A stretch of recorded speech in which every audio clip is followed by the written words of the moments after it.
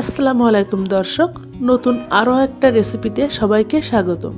আজকে আমি তৈরি করেছি মিষ্টি কুমড়া পিঠার রেসিপি। দেখতে অত্যন্ত কিউট এই পিঠাটি একদম পুলি পিঠার আদলে তৈরি করা। নরম তুলতুলে ভেতরে নারকেলের পুরে ভরা এই পিঠাটি চলুন তৈরি করি। প্রথমে নারকেলের পুরটা তৈরি করে নেব। 1 কাপ কোরানো নারকেল নিয়েছি এবং এর ভেতরে খেজুরের গুড় দিয়ে দিচ্ছি হাফ কাপ মতো। আমি লিকুইড খেজুরের গুড়টা ব্যবহার করছি, তবে আপনারা চাইলে পাটালিটাও এখানে ছোট ছোট টুকরা করে দিতে পারেন। 1 চিমটি লবণ দিয়ে নাড়াচাড়া করছি। যখন গুড়ের পানি পানি ভাবটা শুকিয়ে কিছুটা শুকনো শুকনো হয়ে আসবে, সেই পর্যায়ে বুঝতে হবে পুরটা তৈরি হয়ে গিয়েছে। নারকেলের পুর তৈরি করা খুব বেশি কঠিন কিছু না, চুলার উপরে দিয়ে নাড়াচাড়া করতে করতে তৈরি হয়ে যাবে। পুরটা আমার রেডি হয়ে গিয়েছে, এখন ডোটা তৈরি করব। প্যানটা আবারও চুলার উপর দিয়ে 1.5 কাপ পরিমাণ পানি দিয়ে দিচ্ছি। লবণ দিয়ে দেবো হাফ চা চামচ। সামান্য ফুড কালার ব্যবহার করছি, যেহেতু মিষ্টি কুমড়ায় খুব সুন্দর একটা কালার আনতে চাই, এই জন্য। আপনারা চাইলে ফুড কালারটা স্কিপ করতে পারেন। যখন এই পানিতে বলক চলে আসবে, তখন আমি এর ভেতরে দিয়ে দেবো শুকনা চালের গুঁড়া। আমি 1 কাপ শুকনা চালের গুঁড়া দেব, আর 1/3 কাপ দিয়ে দিচ্ছি আটা।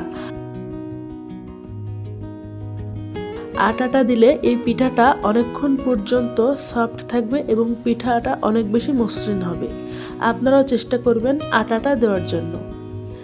চামচ দিয়ে একটু ছড়িয়ে দিয়ে ঢাকনা দিয়ে ঢেকে আমি এটা রেখে দেবো 5 মিনিট। এতে করে ডোটা খুব ভালো মতো সেদ্ধ হবে। এই পর্যায়ে চুলার আঁচটা কমিয়ে দিতে হবে। 5 মিনিট পর ফিরে আসছি এবং চুলাটা নিভিয়ে দিচ্ছি। এরপর চামচ দিয়ে নাড়াচাড়া করে ডোটা তৈরি করে নেব। যখন লিকুইড ভাবটা পুরোপুরি টেনে নেবে এবং একদম ঝুরঝুরা একটা ডো তৈরি হবে, তখন বুঝতে হবে ডোটা তৈরি হয়ে গিয়েছে।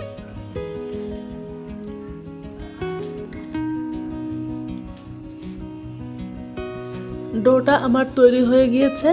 এখন আমি এই ডোটা একটা প্লেটে নামিয়ে নেব।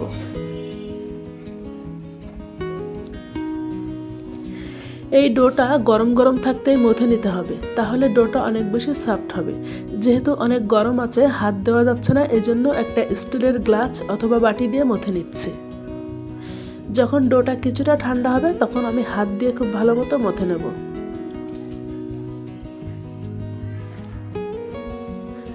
2-3 মিনিট মতো মথে নিলে ডোটা অনেক বেশি সফট হবে এবং ডো সফট হলে পিঠাটা অনেক বেশি মসৃণ হবে।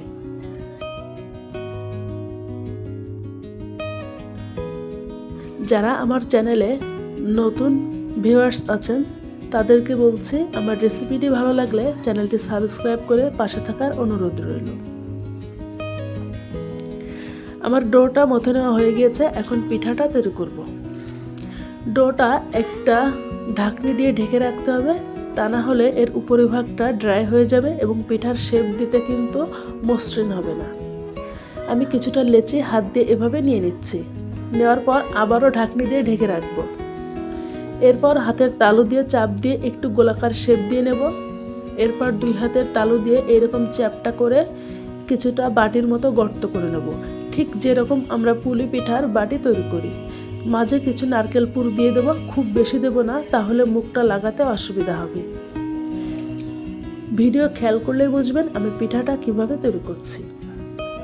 2 দিক থেকে এভাবে চেপে চেপে এনে মুখটা খুব ভালো মতো বন্ধ করে দিতে হবে। এরপর অসমান অংশটা হাত দিয়ে চেপে চেপে কিছুটা মসৃণ করে নিতে হবে। হাতের তালুর মাঝে একটু ঘুরিয়ে কিছুটা মসৃণ করে নেওয়ার চেষ্টা করতে হবে। এরপর একটা ছোট চামচ দিয়ে এইভাবে মিষ্টি কুমড়ার গায়ের মতো দাগ কেটে নিচ্ছি। চামচে একটু তেল লাগিয়ে নেবেন, তাহলে খুব স্মুথলি দাগটা কেটে নেওয়া যাবে। হাত দিয়ে এইভাবে একটু ট্যাপ করলেই পিঠাটার খুব সুন্দর একটা শেপ চলে আসবে। মাঝে আমি একটা লবঙ্গ দিয়ে মিষ্টি কুমড়ার বোটার মতো তৈরি করে দিয়েছি। সবগুলো পিঠা আমি একইভাবে তৈরি করে নিয়েছি। এখন এই পিঠাগুলো আমি ভাপ দেব। এর জন্য এরকম একটা রাইস কুকারের স্টিমার নিয়েছি। আপনারা চাইলে যে কোনো ছাঁকনিতে ভাপ দিয়ে নিতে পারবেন।